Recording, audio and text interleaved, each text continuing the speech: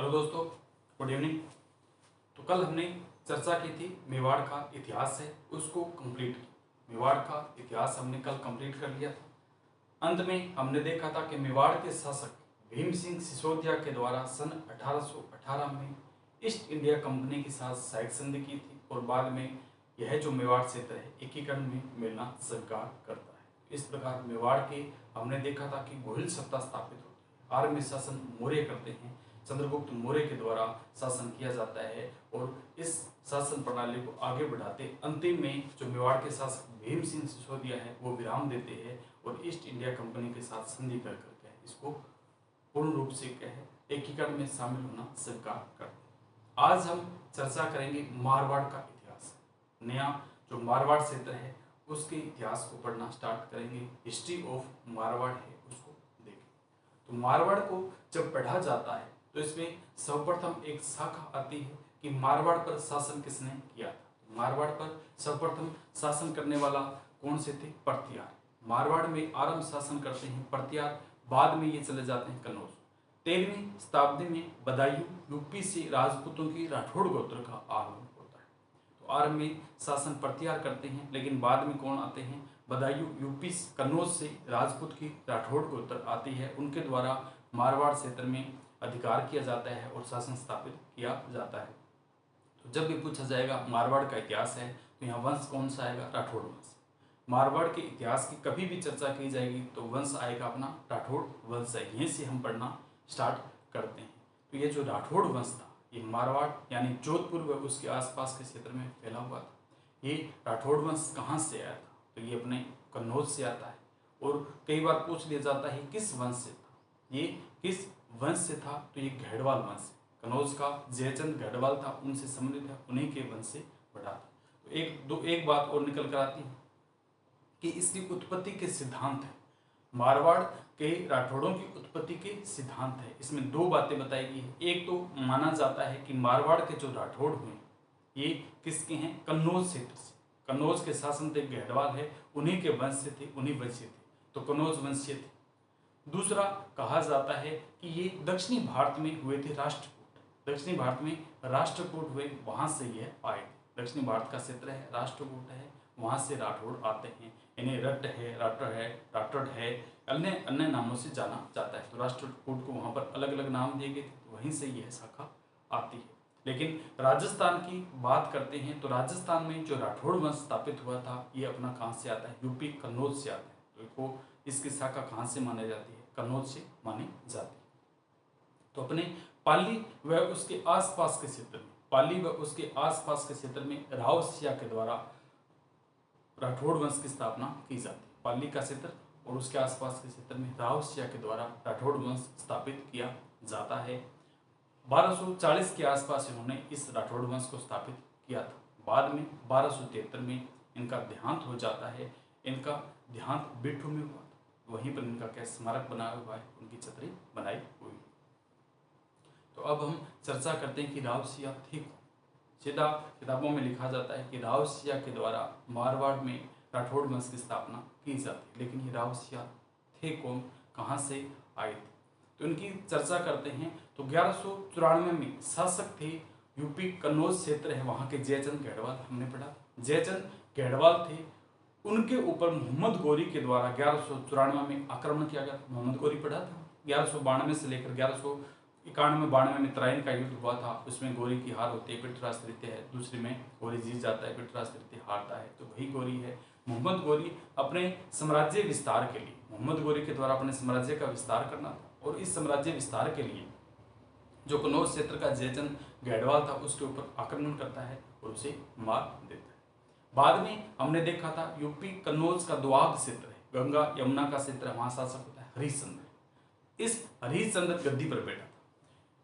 जयचंद की मृत्यु के बाद शासक बनता है हरिश्चंद्र। दोआब क्षेत्र में पढ़कर आए थे हम, गंगा यमुना के बीच का क्षेत्र दोआब कहा जाता है, वहां का शासक बना था हरिश्चंद्र, वही हरिश्चंद्र है।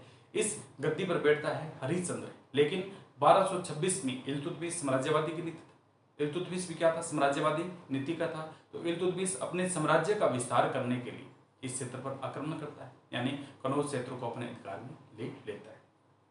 तो वहाँ से ये अपने सम्राट है यानी हरिश्चंद्र है वहाँ से निकलते हैं और निकलकर फर्रुखाबाद की ओर आते हैं। फर्रुखाबाद में एक गांव था, महुई गांव है, उसकी तरफ अग्रसर होते हैं, वहाँ रहना स्टार्ट किया था। क्यों? उस क्षेत्र को तो क्या मुगलों ने अपने अधीन कर लिया था, इल्तुतमिश ने इसका अधिकार कर लिया था, इसलिए वहाँ से निकलते हैं और फर्रुखाबाद की तरफ आते हैं। वहाँ पर एक गाँव था, महुई है, उस क्षेत्र में वह आ जाते, उस क्षेत्र में रहना स्टार्ट किया था। हरिश्चंद्र की मृत्यु हो जाती है, हरिश्चंद्र की मृत्यु हो जाती है। हरिश्चंद्र की मृत्यु के बाद उनका बेटा था सेतल, उनका बेटा है सेतल, छोटा बेटा था सेतल है। सेतल का एक बेटा हुआ था राव सिया, सेतल का बेटा हुआ था राव सिया है, वो गद्दी पर बैठा, वो इस गद्दी पर बैठा था, इस गद्दी पर बैठा था। तो इसी फर्रुखाबाद के महुई क्षेत्र में उसके द्वारा काली नदी बहती है। काली नदी के बाद में नदियां सब पढ़ेंगे, चर्चा करेंगे, हमने पीछे पढ़ा था नदियां, तब चर्चा की थी, फिर दोबारा पढ़ेंगे इनको, तो वहाँ चर्चा करेंगे। जो काली नदी बहती है, उस काली नदी के तट पर इनके द्वारा एक मंदिर बनाया गया था। राव सिया सेतल के पुत्र है, तो इनके द्वारा एक जो नदी बहती है, काली नदी है, उसके किनारे एक दुर्ग बनाया गया था। दुर्ग जो बनाया गया था उसके ऊपर भी मुगलों ने अधिकार कर लिया था। फर्रुखाबाद और महुई क्षेत्र पर भी मुगलों ने अधिकार कर लिया था। तो मुगलों ने इस क्षेत्र पर अधिकार कर लिया था, तो दुर्ग भी उनके अधीन होगा, तो दुर्ग भी उनके अधीन हो गया था। तो अब राव सिया जाए तो जाएगा। तो राव सिया ने बैठे बैठे सोच रहा था बेचारा कि मैं अब कहाँ जाऊँ, मेरा साम्राज्य तहस नहस कर दिया, किस प्रकार हम कन्नौज से हमें भगाया गया, कन्नौज से हम फर्रुखाबाद आए थे, हमारे दादा पिताजी फर्रुखाबाद आए थे, फर्रुखाबाद के छोटे से गांव में रहना स्टार्ट करते हैं, यहाँ से मुगल हमारे पीछे आ गए और हमें यहीं से भागना पड़ रहा है। तो इस चीज़ से वो परेशान थे, अब जाए तो जाए कहाँ। तो उसने सोचा द्वारका से, द्वारका की ओर चलना प्रारंभ किया कि हम द्वारका क्षेत्र है वहाँ की ओर चलेंगे, वहाँ बसेंगे। तो उसने राव सिया के द्वारा द्वारका की ओर चलना स्टार्ट किया गया था। द्वारका की ओर जा रहा था, रास्ते में एक क्षेत्र आता है भीनमाल, भीनमाल जरूर हमने पढ़ा था। तो भीनमाल वो कानरदेव चौहान कितु एक महान राजा है, कीर्तिपाल, वहाँ पढ़ा था। उसकी बात करते हैं, वहाँ पर भीनमाल जो क्षेत्र था, वहाँ पर ब्राह्मण थे, तीर्थयात्री ब्राह्मण थे, उनको मुगलों ने लूट लिया था, मुगल मुसलमान लुटेरे थे, उनको लूट लिया था। तो वो इस चीज़ से परेशान थे, वो इनसे याचना करते हैं, इनके सामने हाथ जोड़ते हैं कि आप हमें इन मुगलों से हमारा जो सामान छीन लिया उस सामान को हमें दिला दो। तो राव सिया उन पर दया करते हैं, उनकी याचना स्वीकार करते हैं और वहाँ पर जो लुटेरे थे उनको रोकते पीटते हैं और उनका जो माल उन्होंने छीन लिया था उनको वापस लेते हैं और उन्हें वापस दिया जाता है। तो भीनमाल क्षेत्र था, उसके जो लोग थे उनको कह के खुश करते हैं। फिर ये अपने क्षेत्र की ओर आगे बढ़ते हैं, यानी द्वारका जाना था नहीं तो रास्ते में फिर आगे बढ़ते हैं और द्वारका की ओर जाते हैं। द्वारका की ओर जा रहे थे, द्वारका की ओर जा रहे थे तो रास्ते में पाली क्षेत्र आता है, पाली क्षेत्र है, वहाँ के ब्राह्मण थे, पालीवाल ब्राह्मण, वो भी परेशान थे। वो एक तो भीलों से परेशान थे, दूसरी मेव जाति या मेर जाति वहाँ रहते उनसे परेशान थे, तीसरा मुगलों से परेशान, तीनों से दुखी थे क्योंकि तीनों इनके ऊपर आक्रमण कर रहे थे, तीनों अपने इच्छा के अनुसार इनसे जो लूटपाट करते वो करते रहते, तो इनसे परेशान थे। फिर वो पालीवाल जो ब्राह्मण हैं इनके सामने राव सिया के पास आते हैं और कहते हैं कि आप हमारी सहायता करें। तो राव सिया ने कहा ठीक है कोई बात नहीं, हम आपकी सहायता करेंगे। तो राव सिया उनकी सहायता करते हैं, उनको वहाँ से भगाते हैं। बाद में जब तीन जातियाँ थी तो इन्होंने कभी न कभी आक्रमण करेंगे, तो उन्होंने राव सिया ने सोचा मैं जा तो द्वारका के लिए रहा था लेकिन मैं यहीं बस जाता। तो राव सिया बाद में पाली के आसपास जो पालीवाल ब्राह्मण क्षेत्र है उस क्षेत्र में बसते हैं और राठौड़ वंश की स्थापना करते हैं। तो मारवाड़ की इस राठौड़ सत्ता की स्थापना राव सिया के द्वारा की जाती है। वो कहाँ की थी? पाली व उसके आसपास के क्षेत्र में करते हैं। तो इस प्रकार ये यूपी कन्नौज को छोड़कर राजस्थान का जो मारवाड़ क्षेत्र है यानी जोधपुर क्षेत्र है वहाँ पर आए थे और वहाँ से अपनी शासन सत्ता स्थापित की थी। इस प्रकार राठौड़ों राजपूतों की राठौड़ गोत्र का राजस्थान में हमारे आगमन होता है और यहीं से ही आगे बढ़े थे। इसके बाद में शासक आते हैं राव धूड़ आते हैं, राव धूड़ के बाद में मल्लिनाथ जी आते हैं, मल्लिनाथ जी के बाद में राव चूड़ा आते हैं। राव चूड़ा वो शासक नहीं है, ये मल्लिनाथ जी के भतीजा था, मल्लिनाथ जी का भतीजा था और वीरमदेव का बेटा था। तो राव चूड़ा यहाँ आते हैं और चूड़ा के द्वारा राजधानी मंडोर को बनाया जाता है। तो मारवाड़ की राजधानी मंडोर में रही क्योंकि मंडोर इन्हें उपहार स्वरूप दिया जाता है। राव चूड़ा के विवाह हुआ तो विवाह के उपरांत स्वरूप उसके ससुराल वालों ने उनके उपहार स्वरूप मंडोर ही दे दिया था पूरा। ठीक है, आजकल तो गाड़ी ऐसे देते हैं, बाइक देते हैं, गाड़ी देते हैं या दहेज में लाख रुपए 1.5 लाख रुपए इस प्रकार देते हैं। वो इतने शासक थे, सम्राटे थे, उनके द्वारा मंडोर को जीता गया और फिर मंडोर को अपने जो पक्ष था, अपना जो नया बटाऊ आ रहा था, उस बटाऊ को उपहार स्वरूप उन्होंने दिया था। तो राव चूड़ा को मंडोर दहेज स्वरूप दिया गया था। बाद में राव चूड़ा ने इसे ही अपना राजधानी बनाया। तो मंडोर की जो मंडोर है ये राजधानी बनता है। तो इस प्रकार राव सिया से यह सत्ता स्टार्ट होती है और आगे चलते चलते लास्ट में देखें कि हम कहाँ पर जाकर रुकेगी। तो हमने देखा था मेवाड़ की कहाँ से होती, घुलिल वंश की स्थापना घुलिदित्य करता है, वहाँ से शासक आता है कालभोज, इन्हीं का शिष्य था, हरित ऋषि का चलाता है, आशीर्वाद दिया था। 8वीं शताब्दी में मेवाड़ में घुलिल साम्राज्य की स्थापना करता है। तो वहाँ से चले थे और अंत में हमने कहाँ तक पहुँचा था, 1818 में मेवाड़ के शासक भीम सिंह सिसोदिया ने ईस्ट इंडिया के साथ सहायक संधि करके इसको विराम लगाया था। तो इसी प्रकार मारवाड़ में चले, मारवाड़ में शासन सत्ता स्थापित करने वाला, राठौड़ वंश स्थापित करने वाला व्यक्ति कौन सा आता है, राव सिया है। 1240 में इन्होंने मारवाड़ का जो क्षेत्र है पाली, उसमें इस वंश की स्थापना की थी और चलते चलते 1273 में इनका देहांत हो जाता है। चलते चलते लास्ट में ये चला था और चंद्रसेन आएंगे, ठीक है, उदय मोटा राजा उदय सिंह आएंगे, विभिन्न यहाँ के सम्राट है, धीरे धीरे इनको एक एक कर पढ़ेंगे। तो हम स्टार्ट करते हैं। मारवाड़ का इतिहास है, हिस्ट्री ऑफ मारवाड़। मारवाड़ का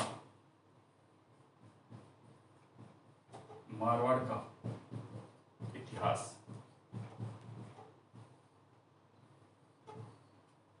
मारवाड़ के इतिहास की अगर बात करते हैं, सर्वप्रथम चर्चा करेंगे मारवाड़ या जोधपुर में। मारवाड़ या जोधपुर, मारवाड़ क्यों कहा जाता है, जोधपुर व उसके आसपास का क्षेत्र जब मिक्स कर दिया जाता है तो इसे मारवाड़ कहते हैं। तो मारवाड़ या जोधपुर में राठौड़ वंश का शासन था, राठौड़ वंश का शासन था। तो एक प्रश्न तो यहीं से निकलता है कि कौन सी वंश परंपरा यहाँ पर शासन कर रही, कौन सी वंश परंपरा शासन कर रही थी। तो राठौड़ वंश यहाँ पर क्या शासन कर रहे थे। दूसरा हम देखते हैं कि दो शाखाएं माना जाता है राठौड़ों की। अगर हम बात करते हैं दो शाखाएं,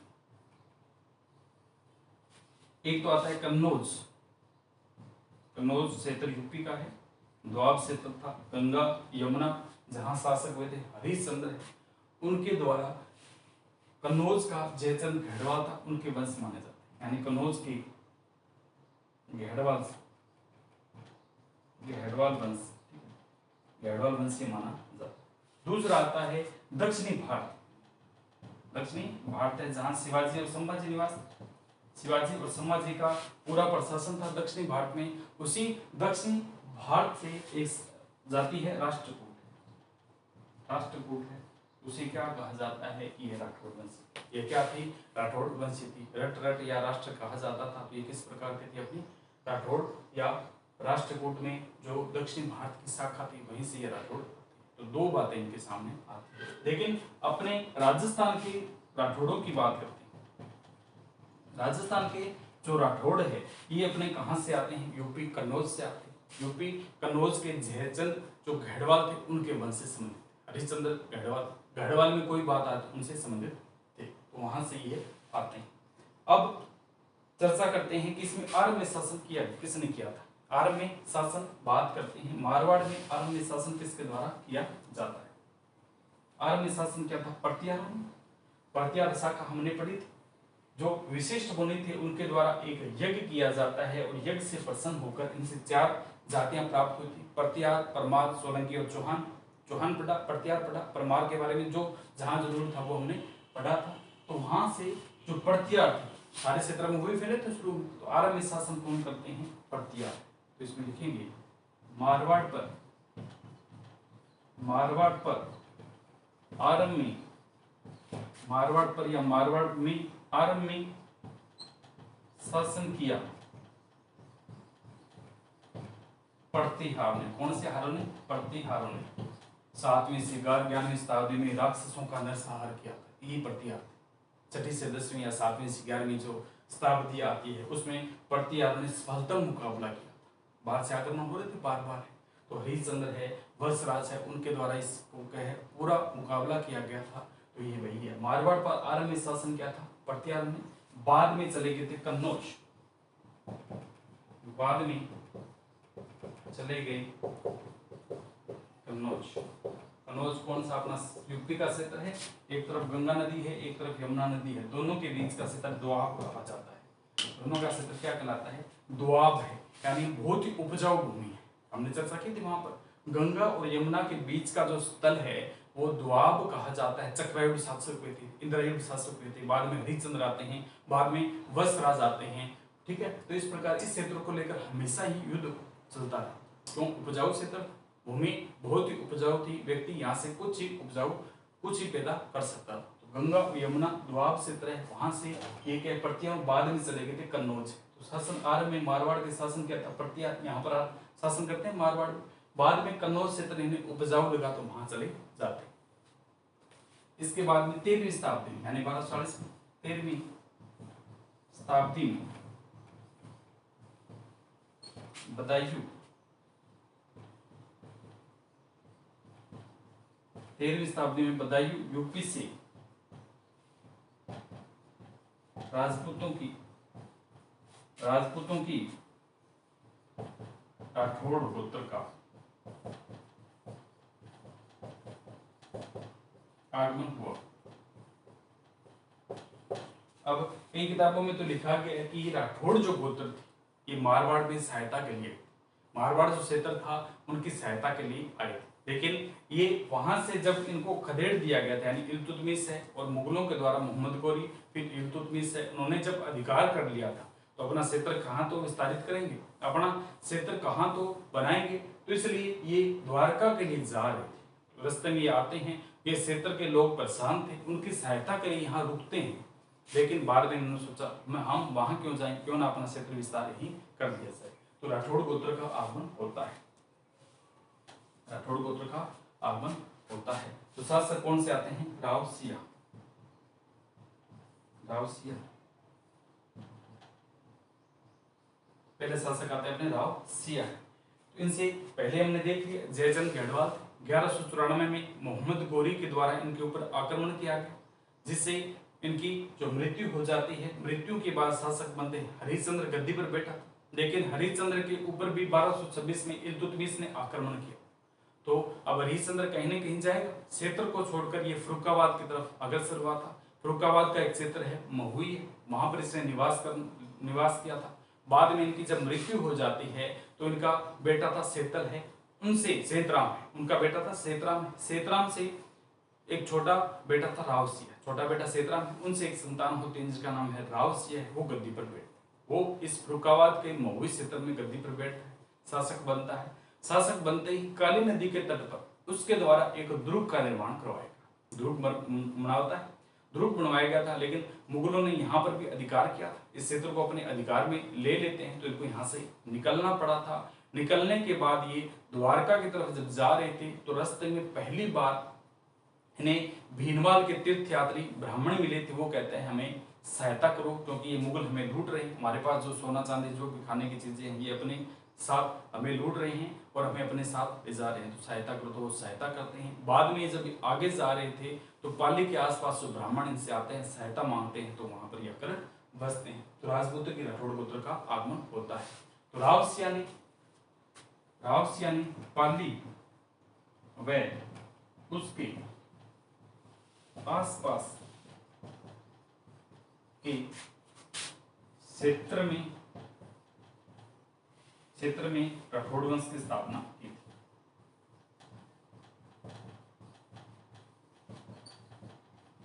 पहला पॉइंट कौन सा आता है कि राठौड़ वंश की स्थापना करने वाला शासक कौन था? तो है सम्राट बताइए जिसने मारवाड़ में राठौड़ सत्ता की स्थापना की थी। वो अपने कौन से आते हैं? रावसिया है। तो रावसिया के द्वारा इस स्थापना की जाती है। इनके द्वारा पाली व उसके आसपास क्षेत्र में, पाली व उसके आसपास के क्षेत्र में राठौड़ वंश की स्थापना की थी। और कब करते हैं? 1240 ईस्वी। 1240 ईस्वी। कहा जाता है पालीवाल ब्राह्मणों की सहायता के लिए थे। क्या कहा जाता है कि पालीवाल जो ब्राह्मण थे वो इनसे सहायता मांगते हैं, तो उनकी सहायता के लिए ये आए थे। पालीवाल ब्राह्मणों की सहायता के लिए आया था। पाली राठौड़ वंश की स्थापना की जाती है। पालीवाल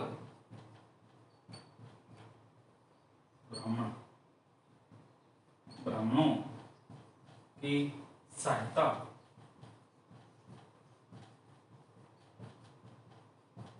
पालीवाल ब्राह्मणों की सहायता के लिए आया, लेकिन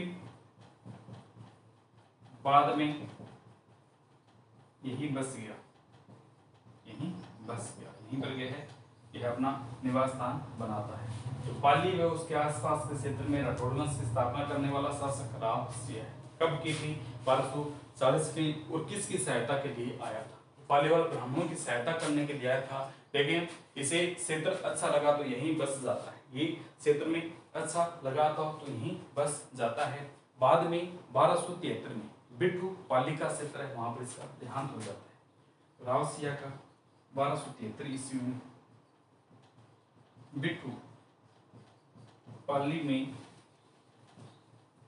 देहांत हो जाता है। 1273 ईस्वी में इन रावसिया जी का देहांत हो जाता है। और देहांत कहाँ हुआ था? बिट्ठू क्षेत्र का है, पाली है, वहां पर इसका देहांत हो गया। वहीं पर इसका स्मारक बना हुआ है, वहीं पर इनका स्मारक है वो बना हुआ है, यानी छतरी बनी हुई है। अब एक इसके प्रश्न आता है कि रावसिया के द्वारा राजधानी कौन सी बनाई गई थी? जिस प्रकार मेवाड़ के शासक भूरिवंश की प्रथम राजधानी नागदा बनाई गई थी, उसी प्रकार इसके द्वारा राजधानी किसको बनाया गया? तो रावसिया ने राजधानी बनाया था खेड़, बलौतरा बाड़मेर में, खेड़ बाड़मेर राजधानी। पाली में देहांत हो गया तो यहाँ पर इसकी छतरी है। रावसिया की छतरी पूछेगी तो कहाँ बनी हुई है? पाली में इनकी छतरी, बिट्ठू क्षेत्र पाली का है, वहां पर इनकी छतरी बनी हुई है। और खेड़ बाड़मेर बलौतरा का जो क्षेत्र है वहां पर इसकी राजधानी बनाई गई। तो रावसिया ने पाली व उसके आसपास के क्षेत्र में राठौड़ वंश की स्थापना की। स्थापना करने के बाद खेड़ जो क्षेत्र है बाड़मेर का है, वहां इसको राजधानी बनाया था। लेकिन बाद में 1273 में इसका देहांत हो जाता है तो इसकी छतरी वहीं बना दी जाती है। इसकी छतरी बनाई गई थी, बिट्ठू क्षेत्र पाली है, वहां पर इसकी छतरी बनाई गई थी। तो ये रावसिया है, इसके द्वारा मोस्टली मारवाड़ में इतना ही कार्य किया गया। पहले शासन सत्ता स्थापित करता है, राठौड़ वंश स्थापित करता है और इसके द्वारा राजधानी बनाई जाती है। पहली राजधानी खेड़ बाड़मेर, 1273 में बिट्ठू पाली में देहांत हो जाता है।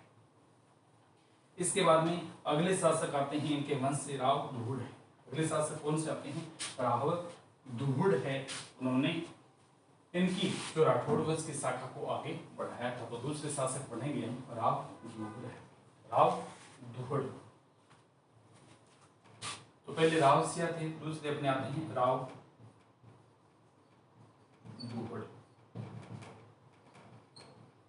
इनके द्वारा एक कार्य तो यह किया गया था कि नागणेची माता का मंदिर बनाया। राव दुहुड़ है जो मारवाड़ के शासक बने थे और शासक बनने के बाद इनके द्वारा नागणेची माता का मंदिर बनाया गया था। ये जो मूर्ति है नागणेची माता का जो मंदिर बनाया गया है, यह मूर्ति इनके द्वारा कर्नाटक से लाई गई। कर्नाटक से मूर्ति लाते हैं और यहाँ पर क्या बनाते हैं? मंदिर बनाते हैं। तो नागणेची की मूर्ति कर्नाटक से लाकर यह कहाँ पर बनाते हैं? नगाड़ा बाड़मेर में। राव दुहुड़ इस शासक के द्वारा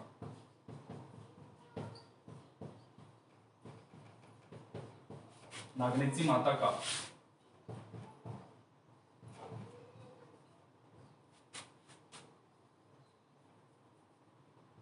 नागणेची माता की मूर्ति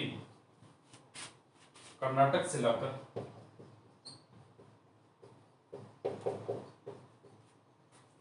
राव दुहुड़ इस शासक के द्वारा नागणेची माता की मूर्ति कर्नाटक से लाकर मंदिर बनवाया गया।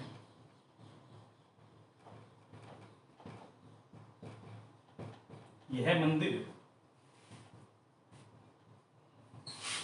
इनके द्वारा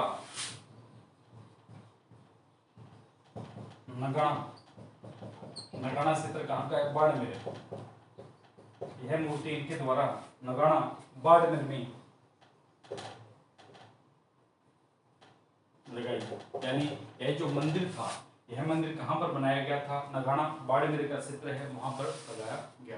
तो राव दुहुड़ की अगर हम बात करते हैं, मारवाड़ के अगले सम्राट बने थे, उनके द्वारा कर्नाटक से मूर्ति लाई जाती है। कर्नाटक से मूर्ति लाई जाती है तो वह मूर्ति लाकर नगाड़ा बाड़मेर में इनके द्वारा यह मंदिर है जो बनाया गया। इसके बाद में अगले शासक आते हैं मल्लिनाथ जी। मल्लिनाथ जी है, इनके द्वारा पहला कार्य तो राजधानी किसको बनाया जाता है? मेवाड़नगर बाड़मेर।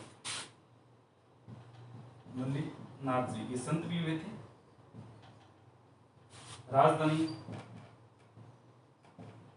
किसको बनाते हैं? मेवानगर। कौन सा नगर? मेवानगर। पहली राजधानी इसकी कौन सी थी? पहली राजधानी की अगर हम बात करते हैं तो किसके द्वारा? राव सिया के द्वारा स्थापित की गई थी। और इन्होंने राजधानी किस क्षेत्र को बनाया था? तो इनके द्वारा प्रथम जो राजधानी थी वो खेड़ बाड़मेर को बनाई गई थी। लेकिन मल्लिनाथ जी सम्राट जैसे बनते हैं तो राजधानी परिवर्तन करते हैं। इनके द्वारा राजधानी अपनी बनाई जाती है मेवानगर। राजधानी किसको बनाया गया था? मेवानगर को राजधानी बनाया गया था। मल्लिनाथ जी की हम बात करते हैं तो ये पश्चिमी जो राजस्थान है, पश्चिमी राजस्थान है, वहां के लोक देवता पढ़ेंगे। मल्लिनाथ जी का मेला लगता है। मल्लिनाथ जी से संबंधित अगर हम बात करेंगे तो इनके नाम पर मल्लिनाथ जी का मेला लगता है। बाड़मेर का जो मलाड़ी नस्ल का घोड़ा है वो इन्हीं के नाम से प्रसिद्ध है। वहां पर ये क्षेत्र है, इन्हीं के नाम से ये क्षेत्र बनाया गया। तो राजधानी मेवानगर को बनाया गया था। पश्चिमी राजस्थान के लोक देवता है, पश्चिमी राजस्थान के लोक देवता का नाम क्या है? मल्लिनाथ जी। पश्चिमी राजस्थान जैसलमेर बाड़मेर इस क्षेत्र के क्षेत्र में आते हैं। मल्लिनाथ जी पश्चिमी राजस्थान के लोक देवता है। इन्हीं के नाम पर मेला लगता है। मल्लिनाथ जी का मेला लगता है। मलानी नस्ल की घोड़े प्रसिद्ध, मलानी क्षेत्र इन्हीं के नाम पर प्रसिद्ध। तो मलानी की अगर हम बात करते हैं इन्हीं के नाम से विख्यात है, इन्हीं के नाम से प्रसिद्ध। अब हम बात करते हैं अगले शासक। मारवाड़ के जो अगले शासक बनते हैं वो कौन बने हैं? राव चूड़ा। राव चुंडा या चूड़ा कहा जाता है, चुंडा। मेवाड़ के अगले शासक बनते हैं राव चुंडा है। एक तो हमने देखा था मेवाड़ में राव चूड़ा थे, भगत सिंह लाखा के बड़े पुत्र थे जिनका नाम था राव चूड़ा, वो अलग थे। और ये राव चूड़ा अलग है। ये मल्लिनाथ जी के भतीजे थे, मल्लिनाथ जी के भतीजे थे और विरमदेव के पुत्र थे। राव चूड़ा की बात करते हैं, राव चूड़ा विरमदेव के पुत्र थे।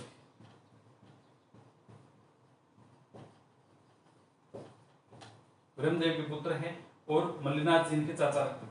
मल्लिनाथ जी चाचा, कौन से मल्लिनाथ जी? यही मल्लिनाथ जी। राव चुंडा विरमदेव के पुत्र थे और मल्लिनाथ जी के क्या है? मल्लिनाथ जी इनके चाचा लगते थे। तो इनका पालन पोषण, राव चूड़ा का पालन पोषण किसके पास किया गया था? इनके चाचा मल्लिनाथ जी के यहाँ इनका लालन पालन होता है, पालन पोषण होता है। इसकी अगर बात करते हैं कि इसका विवाह प्रतिहार इंदा की बेटी थी राजकुमारी। प्रतिहार इंदा की बेटी से विवाह हुआ था। इस राव चुंडा का विवाह प्रतिहार शासक था इंदा है। इंदा की बेटी से विवाह, राजकुमारी से शादी हुई थी तो इन्हें मंडोर इन्हें शादी में दिया। मंडोर क्या है? शादी में दिया। तो प्रतिहार इंदा की बेटी राजकुमारी का विवाह इस चुंडा से किया,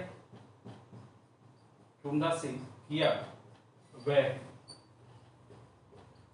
उपहार स्वरूप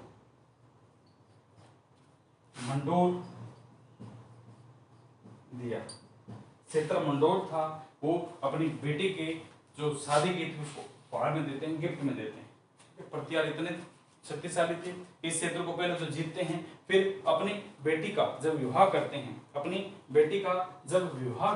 तो विवाह में ये क्षेत्र को इन्हें देते हैं, उपहार स्वरूप दिया जाता है। तो इसके बाद में राजधानी राव चुंडा के द्वारा राजधानी कौन सी बनाई गई थी? मंडोर।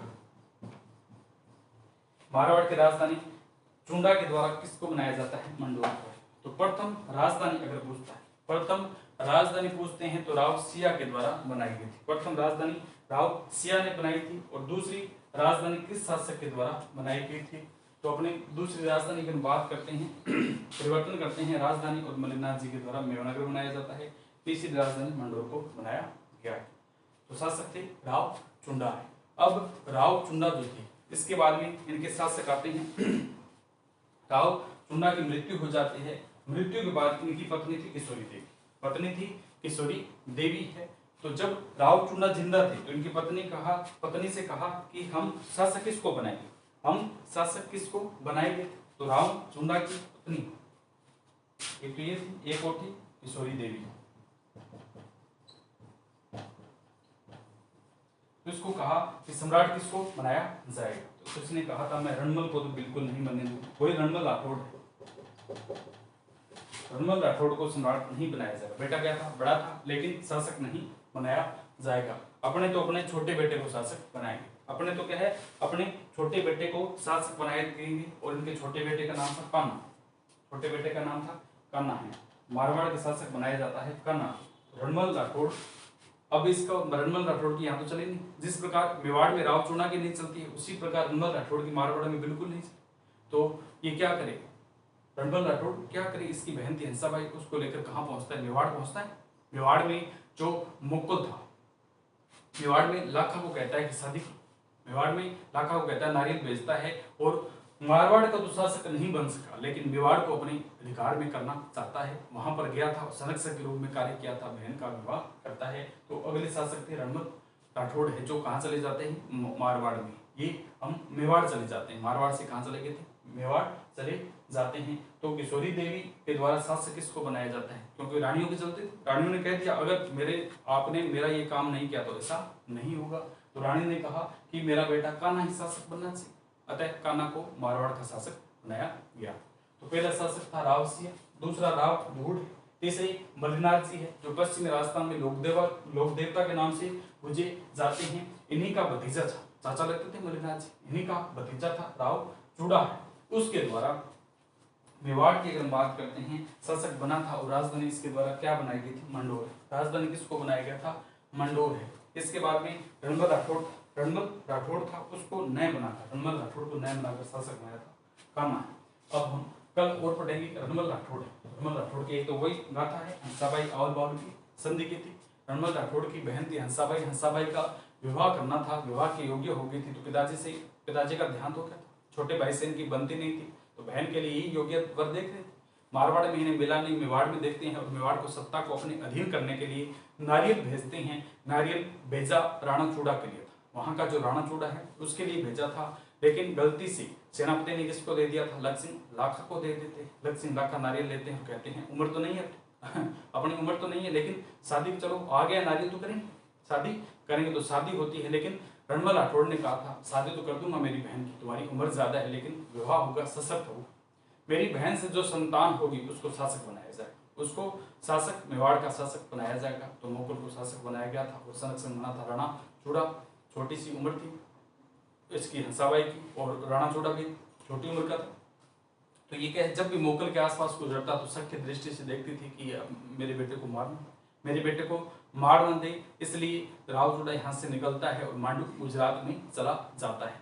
बाद में राव जोधा और इनके बीच में, कुंभा के बीच में क्या आवल बावल की संधि कराई जाती है, हंसाबाई के द्वारा है। तो ये हम कल पढ़ेंगे, कल मारवाड़ को आगे इसके जो रह गए उनके बारे में चर्चा करेंगे। तो आज तो हमने बेसिक ढांचा देखा किस प्रकार मारवाड़ में राठौड़ गोत्र का आगमन होता है, पहले ये कहाँ रहते थे, कौन सी वंश था जिसके द्वारा राठौड़ की वंश स्थापित किया गया था, कौन सा वंश था जिसके द्वारा प्रथम बार यहाँ पर राठौड़ वंश स्थापित किया गया था, प्राचीन उनका कहाँ से लेना देना था। इसके बाद कल से हम इनके आगे बढ़ेंगे और आगे चर्चा करेंगे। आज के लिए इतना ही। ओके दोस्तों, खुश रहिए, मस्त रहिए और आगे बढ़ते रहिए। Thank you.